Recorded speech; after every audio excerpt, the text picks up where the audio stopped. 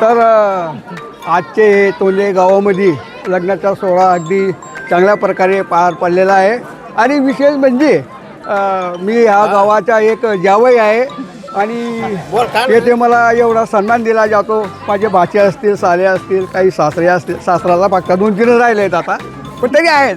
हां, तर अशा प्रकारे इथे हा सोहळा पार पडलेला आहे. चला आता पाहून घ्या. चलो.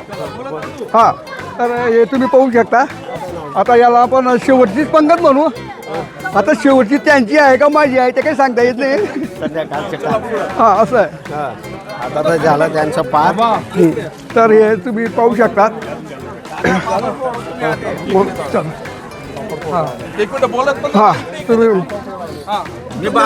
तुम्ही पाहू शकता.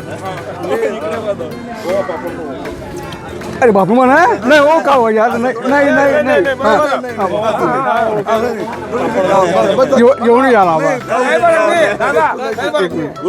कुठू घे ना. काय तुम्ही तर तुम्ही पाहू शकता हे सर्व माझे साले कंपनी आहे आणि अगदी हां, तर आता हे आमचे प्रेमी हां, हे आमचे सासरे बुवा श्री रतिबन दादा की यांच्या ज्या नातूचं लग्न सोहळा या ठिकाणी पार पडलेला आहे. तर दादा मी माझे आहेत ना तुमच्याबद्दल 2 शब्द बोलतो. आमच्या सर्वात आवडते जावई आमचे पाहुणे श्रीयुत छोटू दादा सतकेडेकर. ते जर आले नाही कोणत्या कार्यक्रमाला तर आम्हाला असं वाटतं कार्यक्रम पूर्ण झालेला नाही आहे.